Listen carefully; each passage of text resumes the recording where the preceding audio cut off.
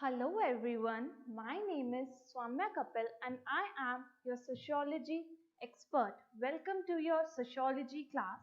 We were doing chapter 2 cultural change of our book 2 of sociology. आज हम उसी का पार्ट 2 कंटिन्यू करेंगे. जो आज हम ब्रॉड टॉपिक्स आज की वीडियो में कवर करने वाले हैं वो होंगे वेस्टर्नाइजेशन का कॉन्सेप्ट, secularization का concept and the concept of modernization. So let's get into today's video. First of all, हम पढ़ेंगे westernization के concept के बारे में. M.N. Srinivas defines westernization as the changes brought about in Indian society.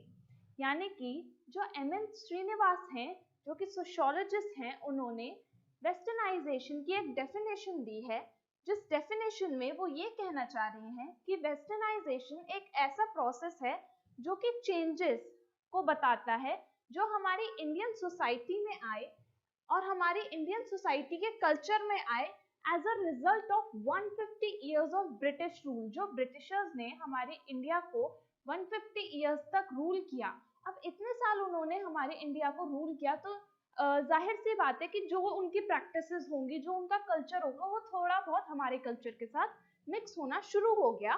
तो उसी को वेस्टर्नाइजेशन कहा गया है. जब इंडियन सोसाइटी ने वेस्टर्न कल्चर को अडॉप्ट करना स्टार्ट कर दिया, the term subsuming changes occurring at different levels.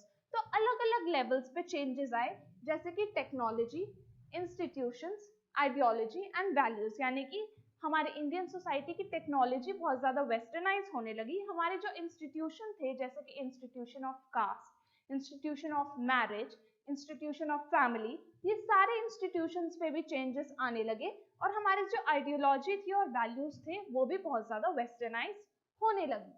There were different kinds of westernization. बहुत अलग अलग तरीके का वेस्टर्नाइजेशन आया. One kind refers to the emergence of a westernized subculture pattern through a minority section. एक तरीके का जो चेंज आया वेस्टर्नाइजेशन की वजह से वो था सब कल्चर बन जाना. यानी कि अलग अलग कल्चर्स जो थे उनके अंदर ही छोटे छोटे कल्चर्स और बनते जा रहे थे, जिनको सब कल्चर्स भी कहा गया. Through a minority section of Indians, यानी कि जिन उन सब कल्चर्स में थोड़े थोड़े लोग शामिल थे जो कि पहली बार कॉन्टैक्ट में आए वेस्टर्नाइजेशन के. This included the subculture of Indian intellectuals who not only adopted many cognitive patterns. अब इस subculture में कौन लोग included थे? जैसे कि Indian intellectuals हो गए. Intellectuals मतलब बुद्धिजीवी जो लोग थे वो included थे, जिनके जो ways of thinking है, lifestyle है, वो सब बहुत ज़्यादा westernized होने लगा. There were therefore small sections of people who adopted Western lifestyle. यानी कि इंडिया के कुछ लोगों ने वेस्टर्न लाइफस्टाइल को अडॉप्ट करना स्टार्ट कर दिया और वर affected by western ways of thinking. और वेस्टर्न जो वे ऑफ थिंकिंग था वो इनकॉर्पोरेट होने लगा हमारे इंडिया के कल्चर के साथ. Apart from this, there has been also a general spread of Western cultural traits such as the use of new technology. अब क्या क्या चेंजेस आए वेस्टर्न कल्चर के आने के बाद? जैसे कि न्यू टेक्नोलॉजी आ गई, dress, food and changes in the habits and style of people in general. यानी कि लोगों के जो लाइफस्टाइल था, उनकी ईटिंग हैबिट्स थी, उनका कंजम्पशन पैटर्न था, उनका लाइफस्टाइल था, उनका ड्रेसिंग सेंस था, सब कुछ बहुत ज़्यादा वेस्टर्नाइज होने लगा. पहले हमारी इंडियन सोसाइटी में मेल क्या पहनते थे? धोती, और फीमेल्स पहनती थी साड़ीज मोस्टली. लेकिन जब वेस्टर्नाइजेशन आ गया, जब कॉलोनियल रूल आया, उसके बाद जो वेस्टर्नाइजेशन का प्रोसेस इनकॉर्पोरेट हो गया था हमारी इंडियन सोसाइटी में, तो जो ड्रेसिंग सेंस भी थी लोगों की वो चेंज होने लगी. मेल्स क्या पहनने लगे? जीन्स पहनने लगे या पैंट्स पहनने लगे या फिर कोट्स पहनने लगे.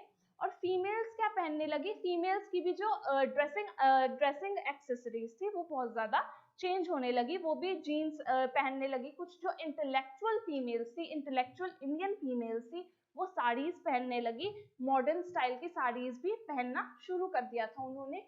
Across the country, a very wide section of middle class home have a television set, a fridge. अब यहाँ पे देख सकते हैं हम कि जो हमारा लाइफस्टाइल था, हमारे घर थे, उनमें क्या चेंजेस आए. पहले television set, sofa set, dining table, ये हमारे इंडियन कल्चर में नहीं था. था। ये धीरे धीरे किसका रिजल्ट था? वेस्टर्नाइजेशन की वजह से ये धीरे धीरे हमारी इंडियन सोसाइटी में मिक्स होता चला गया। A dining table and a chair in the living room. अब जैसे हमारे लिविंग रूम में एक डाइनिंग टेबल होती है, चेयर होती है, सोफा सेट होता है, ये सब पहले हमारी इंडियन सोसाइटी में इतना ज्यादा नहीं था, हमारे हाउस होल्ड्स में इतना ज्यादा नहीं होता था. It is all just because of the result of westernization.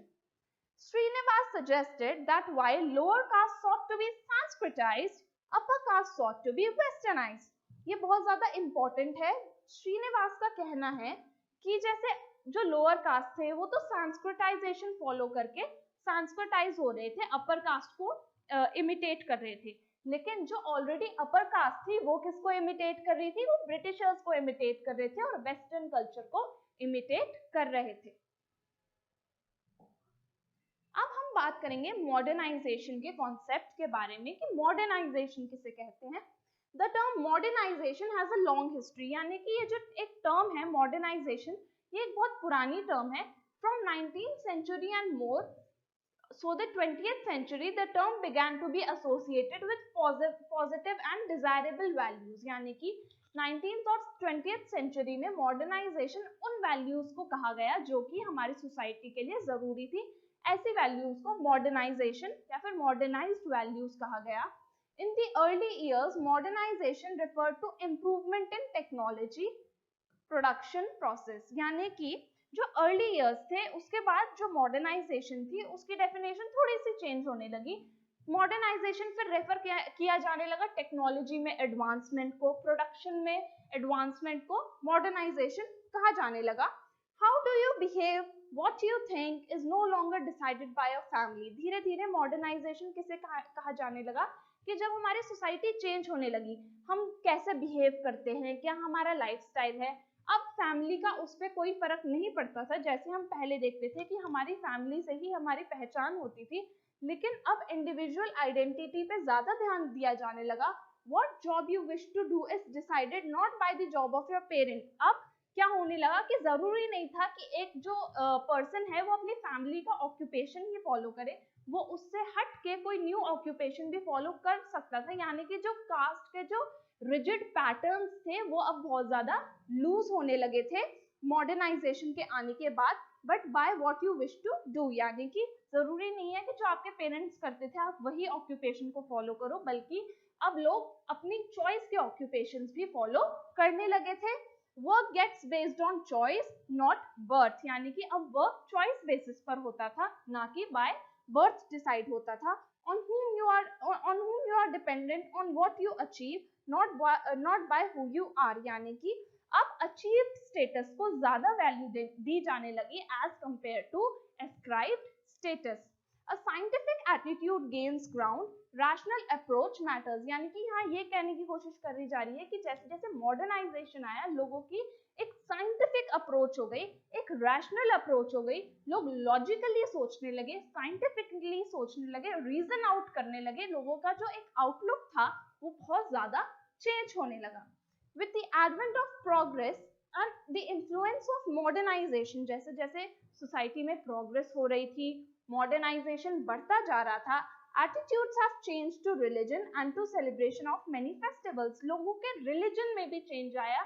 Religion जो अब तक इतना रिजिड इंस्टीट्यूशन माना जाता था उसमें भी धीरे धीरे चेंज आने लगा. लोग पहले कैसे अपने फेस्टिवल सेलिब्रेट करते थे उसका स्टाइल भी बहुत ज्यादा चेंज होने लगा. अब बात करेंगे सेक्युलराइजेशन के कॉन्सेप्ट के बारे में कि सेक्युलराइजेशन का कॉन्सेप्ट कहते किसे हैं. In the modern west, secularization has usually meant a process of decline in the influence of religion.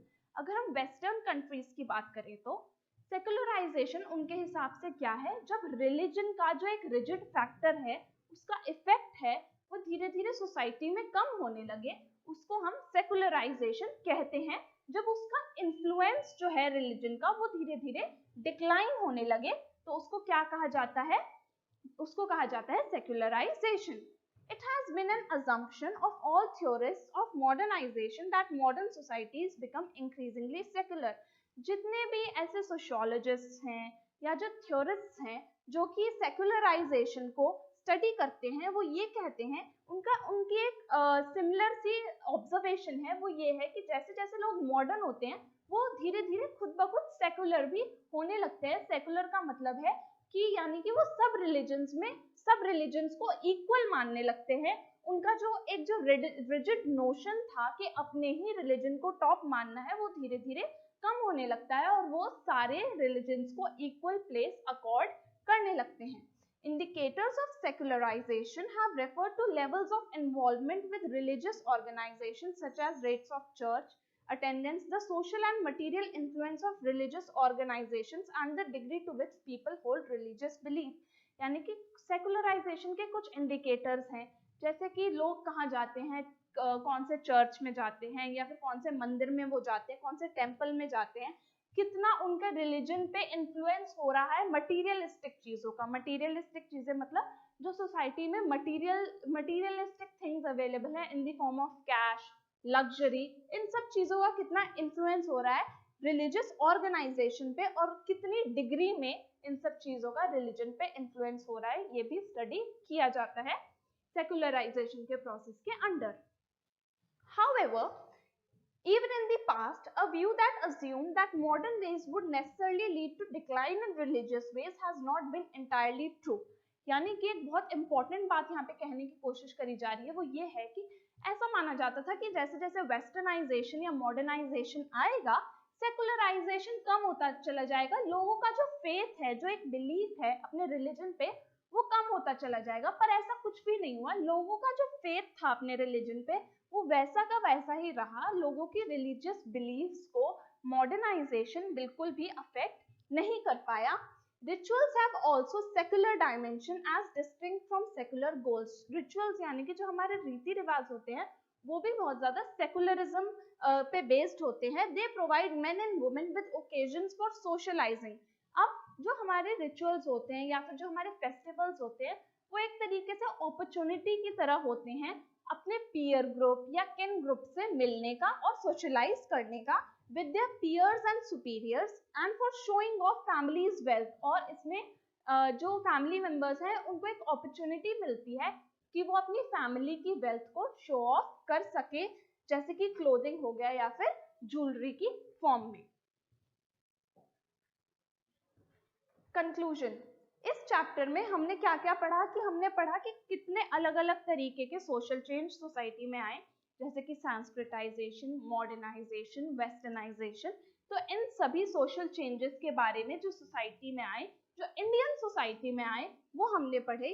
The colonial experience had lasting consequences. हमने ये देखा कि जो ब्रिटिशर्स आए थे, जो कॉलोनियल रूल हमारी सोसाइटी पे उसका कितना ज्यादा असर पड़ा, हमारी सोसाइटी कितने ग्रेट लेवल पे चेंज होने लगी due to the advent of colonial rule। Western ideas of modernity shaped the imagination of Indian nationalists। यानी कि कैसे वेस्टर्न आइडियाज ने इंडियन नेशनलिस्ट के अंदर एक फीलिंग जगाई to get freedom from this operation. The ideas of equality and democracy made huge impact as evident in both the reform movements। जैसे जैसे लोगों में एजुकेशन आई, कैसे उनको पता चला कि इक्वालिटी और डेमोक्रेसी का ये जो कॉन्सेप्ट है ये कितना ज्यादा जरूरी है। तो ये किसकी वजह से आया? एजुकेशन की वजह से आया। तभी लोग जो है रिफॉर्म्स कर पाए, सोशल रिफॉर्म सोसाइटी में आ पाए और तभी जाके जो नेशनलिस्ट मूवमेंट थे वो हमारी सोसाइटी के अंदर स्टार्ट हो पाए। इसी के साथ हमारा आज का ये लेसन यहीं पे खत्म होता है। आप हमारे लर्न करो का प्रीमियम सब्सक्रिप्शन लीजिए जिसमें आपको मिलती है live classes from any time anywhere. आप कहीं से भी हमारी लाइव क्लासेस, आप जहां कहीं भी हो हमारी लाइव क्लासेस एंजॉय कर सकते हैं। आपको सारा स्टडी मटेरियल पीडीएफ के फॉर्मेट में अवेलेबल करा दिया जाएगा। आपको स्टडी मटेरियल या नोट्स की टेंशन लेने की कोई भी जरूरत नहीं है। सोशियोलॉजी का सारा स्टडी मटेरियल आपको प्रोवाइड करवा दिया जाएगा पीडीएफ की फॉर्मेट में। आपको पर्सनलाइज स्टूडेंट्स रिपोर्ट मिलती है जिसमें आप एनालाइज कर सकते हैं कि यार मैं कैसा परफॉर्म कर रही हूँ या कैसा परफॉर्म कर रहा हूँ। आपको एक पीयर ग्रुप में एनरोल कर दिया जाएगा। अगर आप अकेले पढ़ने में बोरिंग महसूस करते हो तो टेंशन लेने की कोई भी बात नहीं है। आप अपने दोस्तों के साथ आराम से उस पीयर ग्रुप में एनरोल होकर पढ़ सकते हो। हमारे ऑनलाइन प्लस ऑफलाइन दोनों तरीके से क्लासेस चल रही हैं, तो आप दोनों तरीके से हमारी क्लासेस को अवेल कर सकते हो। सोशियोलॉजी के आंसर्स कैसे लिखने हैं, सोशियोलॉजी का पेपर कैसे अटेम्प्ट करना है, कितने मार्क्स में कितना लंबा या कितना लेंथी आंसर लिखना है, सब कुछ आपको पता चलेगा मेरे साथ इसी प्लेटफॉर्म पर। आप हमारा जो ऑफिशियल ऐप है लर्न करो द लाइव लर्निंग ऐप, उसको डाउनलोड कीजिए, हमें टेलीग्राम पर भी ज्वाइन कीजिए, दोनों के लिंक डिस्क्रिप्शन बॉक्स में गिवन है। अब मैं मिलूंगी आपसे अगली क्लास में। हमारा ये जो चैप्टर 2 था ये आज यहीं पे खत्म होता है। This is Saumya Kapil signing off. Bye bye, take care.